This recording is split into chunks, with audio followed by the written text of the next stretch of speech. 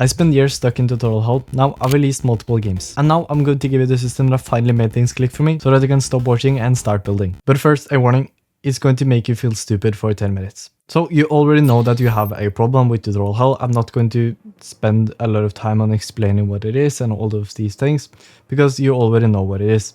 But I think it's very important before I give you the step-by-step solution to first understand why you fell into this in the first place so that we don't fall back into it. So this is not going to be like the basic advice. I'm going to give you like what you actually need here. So the reason why I fall into tutorial hell in the first place is because tutorials is so easy to just follow along. You aren't thinking yourself, and that's a problem. And it's a problem for two reasons, because you fall into tutorial hell, you just overland tutorials, as well as you're not actually learning from that, because to actually learn something, we need to struggle with. We'll talk more about that later. It doesn't just make you struggle, it also doesn't give you any feedback. And for learning, feedback is required. You can learn anything without getting feedback from it. Like, sure, you can remember something, but we don't just need to remember things here. We need to actually understand things and be able to use them practically. That's how we are going to escape tutorial hell, is by getting knowledge about so many different things in code that we can make these different system, mechanics, games, and prototypes just by things that we know already, and we can be able to apply things practically. So we need both feedback and we need also to struggle with something. And the reason why tutorials it feels productive is because both it's easy, so you fall back into it because our brain obviously it likes easy things. We don't like to struggle, we don't like hard things. It feels easy, but you can follow along just fine in a moment because tutorials it gives you recognition about the things. So you can recognize things, you can follow along because it's at the front of your brain. The guy just explained it to you, so it's very fresh, new knowledge, and you feel like you are getting like new knowledge. You feel like you're remembering these things because you heard them, but that doesn't mean you're able to understand them, or you understand them, or that you're able to practically use them. So you get this false sense of progress, basically, this false sense of competence, and this is what we're going to call the illusion of progress. You think you're actually learning while you're not. And that's the trap with passive learning in general. And passive learning, that's basically when we don't use our brain. So that can be, for example, reading a guide, it can be watching a tutorial, it can be asking AI to explain something for us. When we're just consuming things passively instead of actually building and learning by building, we aren't going to remember the things and be able to use them practically. We just get this false sense of progress. So we need to learn by doing. And let me explain how we're going to do that. Because I'm going to use this analogy of math. I think this is a very good analogy so that you can understand how we're finally going to learn. I think math is a very good analogy for this. Because programming and math, both are very logical. Sure, there are wrong and right answers, but there are also multiple ways to do things. And you can have all of these different problems so that you can like combine this thing, this math thing with this math thing, and you can make this problem. It's the same with programming. There's like many pieces, it's like Lego, you can put them together, do them in different orders, all these things. I think math is a very good analogy to use there. And learning it is also going to be the same. That's what I want to emphasize here. So learning math, because obviously to escape tutorial we need to learn, so I'm just saying. So learning math, did you learn math by listening to the teacher in class? Or did you learn math by solving problems yourself?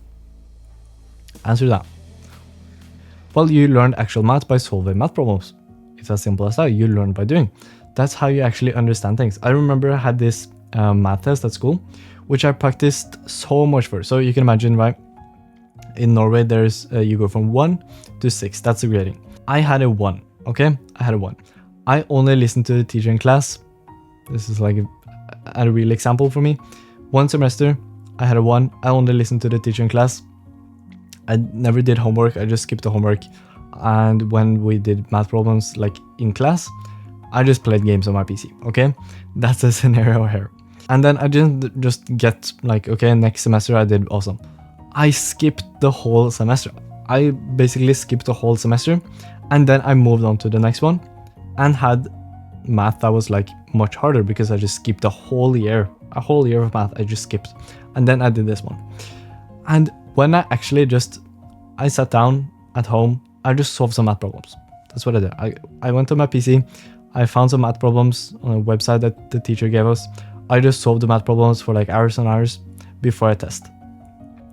My grade that semester was a 5. I went from a 1 to a 5 simply by just a few hours of struggling. I didn't get there by listening to the teacher. I didn't learn anything from that. I actually learned when I went home. I went to the website that gives me the problem. I can input the solution. It tells me if I'm wrong or right. I learned so much from that. I got feedback because obviously it tells me if I'm wrong or right.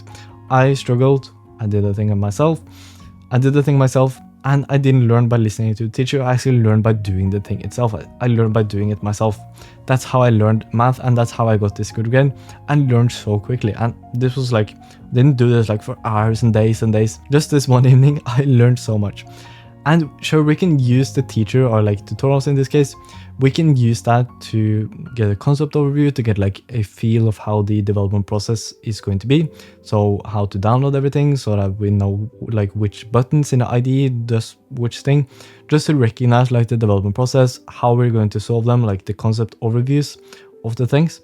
But to actually learn programming, we aren't going to learn programming by watching tutorials. We're going to learn programming by actually programming ourselves, and that's going to be to make small experiments and make small mechanics at this stage that you're in as a beginner. That's going to be what we're going to do. We're going to make small mechanics because you can't make a game yet, and we're like at step 1. And the thing with these mechanics is that I'm going to go back to the math example. When you learn math in school, you didn't get the calculator immediately, and there is a reason for that. You need to struggle without any resources first, because we need to learn by struggling and restricting our information on purpose. So there's a reason why I didn't get the calculator in like elementary school. You didn't get the calculator like regularly before you went to like high school or something, like after like, I don't know what school system you're in, but like maybe 7 years before you're able to use the calculator. And how do we translate this again, Development? Well, it's that when you're making these small mechanics, when you're making these small prototypes and these experiments that I'm talking about, we'll talk about that more later. But when you're making these small systems, you can't just ask AI to make it for you. You need to struggle with the thing yourself. You need to try and figure it out yourself. And you need to learn the basics first, because the basics are so important. Just like in math, the basics are going to be like the foundations to learning everything else. The basics in programming is going to be like 80% of what you're going to spend your time on anyway. It's like even more than math. It's even more important here to learn the basics, because 90% of your time is going to be spent on learning the basics or using the basics. So it's very important that you're going to learn these thoroughly and be able to understand them thoroughly, how to use them in different scenarios, have it in your long-term memory, and be able to use them in many different ways. Not just one, not just remember it, be able to understand how it works. And that only comes from making these experiments, making these small mechanics that I talked about. How we're going to translate this into game development is just going to be to not use any external resources before we have struggled. So what that is going to look like is that we're going to restrict our information. We're going to literally turn off our Wi-Fi. We're not going to use Wi-Fi at all for 10 to 20 minutes. Try to struggle with the next thing that you're going to implement. And then if you can't figure it out, use Google after that. It's going to be the same as like if you struggle with the math problem first. When you were in elementary school, you struggle with the problem first. If you can't do it, then you raise your hand, you ask the teacher. That's what you're going to do. You aren't going to ask AI, you're going to ask the teacher, because that's going to be like the hard thing. It's going to give you the solution, but you still need to like, the teacher is going to force you to think yourself. So that's the same with Google. The Google is going to teach you or like force you to think yourself. Basically, learning programming and math is the same. So when you're learning programming, just think about when you learned math in elementary school. Okay, so now we've gone over like the concept overview about everything, but I haven't told you the step-by-step path that you're going to do, or like specifically what you're going to do to actually apply this. And I'm going to tell you actually, but before I tell you that, I just want to say that Smartindie, it gives you a week-by-week plan where you go from stuck in tutorials where we are right now to a fully released game in only 60 days, completely guaranteed. I'll also beta test the game just before release, so you get expert advice just before you release, so that you can actually release something that you're proud of. Here's the first link in the description if you want to learn more. Either way, I'm going to tell you like specifically where to start today, so that, yeah, you're not overwhelmed. Let me tell you like very specifically where to start. Okay, so let me tell you. You don't need more tutorials. You don't need that. You have already been in tutorial hell. You watch hours of tutorials before, so no tutorials anymore, okay? You can watch tutorials when you are more advanced and you're learning more advanced topics, but not at this stage. Right now, no tutorials at all. We're not required to use tutorials for learning. It's not going to be beneficial in any way. Even AI is barely going to be beneficial. We don't need to talk about that now, but keep it to Google right now. Keep it to Google, okay? That's the first thing I want to say. The second thing I want to say is that you should start by making, like this is specifically what you should do today to actually learn, and the loop I want to do in, start by making a script with something that you actually remember. So when you watch all these hours of tutorials, you might remember a few things, you might not understand them because tutorials are useless, but when you can probably remember a few things, I hope. Just try to implement these few lines of code that you actually remember, like as much as possible. Try to make something do something, like just to move something in a constant direction, for example. No input, no nothing, just move it. Just one line of code. Just write down whatever you want. And then I wanted to expand on that very simple mechanic where you set one goal to implement the next natural thing. So for example, let's say you remembered how to constantly move the input of this square, for example, just make it very simple. You constantly move the square. The next goal that you might want to have is to have player input. So you move this square when you only press the space button or you hold down the space button. You can have it your goal to do both of them actually. So you can set that as your goal. After you set that goal, you're not going to Google what you're going to do. Just try to write things in your ID. Try to figure it out. Try to guess. That's the thing I want to do. Just struggle with the thing. Try to guess yourself. That's it. Chances are you're going to figure it out. Maybe 50% chance, depending on what you set your goal as. Maybe 50% chance because it should be a very small goal. So it's going to be very easy. Getting player input, literally one line of code, like a few lines of code because you need an if statement, but it's very easy. Very easy. It's just input.getKeyDown, whatever it might be, whatever game engine you use. Like when you are a beginner, guessing your way through finding the solution for something you have never done before or you don't know how to do, obviously it's going to be quite hard. So maybe 50% of the times you're not going to be able to figure the solution out. What I want you to do then is go on Google. I want you to search for that very specific line of code. So don't search for the entire like player movement script. Just search for how do I get player input. Search for that one very specific thing. Implement that line of code into your mechanic. Then move on to the next line of code or the next very small goal that you might set yourself. So after that, for example, you might set the goal to when you press the shift, because now you know how to get player input. So when you press shift, the speed is going to increase. That's your next goal. That's also going to be quite simple, just a few if statements and yeah, I think that's it. A few if statements and then just change a variable. That's it. Just try to do that.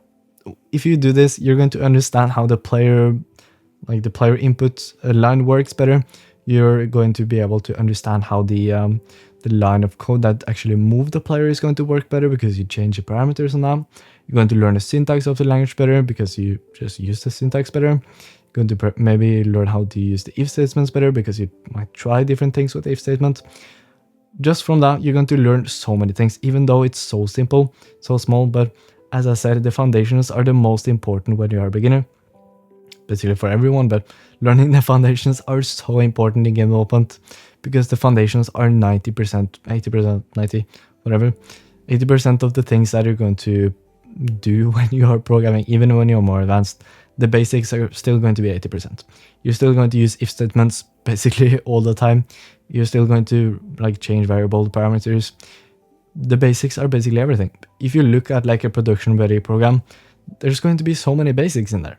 It's just the way that it's like architect and like there's a few things that you need more advanced things to do, but the basics are going to be 80%. That's it. So it's very important to spend a lot of time on learning the basics and learning them thoroughly so that you can use them in a good way and like in different ways. So just continue doing this until you have a cool mechanic. So you might have a complete movement script at this point where you can run, you can jump because that was another experiment you set. You maybe have a health system because that's something else you set. Just very slowly move forward. This can be like over multiple days. You can just make this one player movement script, whatever it might be. Just set small goals and slowly move forward while you're understanding thoroughly the things that you're implementing all the way. And 50% of the time you set the goal and you can't do it, then just Google, implement the thing. You struggle first. That's the important thing. Not that you Googled or you didn't. The thing that's important is that you actually struggled and you tried first. Okay, awesome. Just to summarize everything so that you can like go from this video, do what I told you about the experimenting and stuff, but just to summarize the most important things basically, learn by doing and struggling. don't learn by tutorials. We don't learn by tutorials. We learn by actually doing. We learn by struggling. We learn when we get feedback, which we only do by experimenting and making small mechanics. And implement struggle. Struggle with the thing before you implement them, and you're going to learn. Simple as that. That's how our brain works. Then I wanted to start today with something small. Set one goal to expand it. So figure something out that you remember from tutorial. Set one goal to expand it. Just one line of code, very small, like I talked about. And then only Google after you struggle for 10-20 minutes, around that. Depending on, other factors. You decide, 10-20 minutes, doesn't matter. The last thing I want to say is that if this video helped you, just imagine what I can do inside of Smartini. Smartini is this step-by-step blueprint. It's literally made for a beginner just like you in your exact position, stuck in tutorial hell, and want to release your first game. So if you want to have a guarantee that you're going to release your first game in only 60 days, it's literally a guarantee that I have inside of Smartini that you will release, then you can click the first link in the description. It's made for you, so I know it's going to be totally worth it. And I'll see you inside if you want to join. Either way, thank you so much for watching this video. Thank you.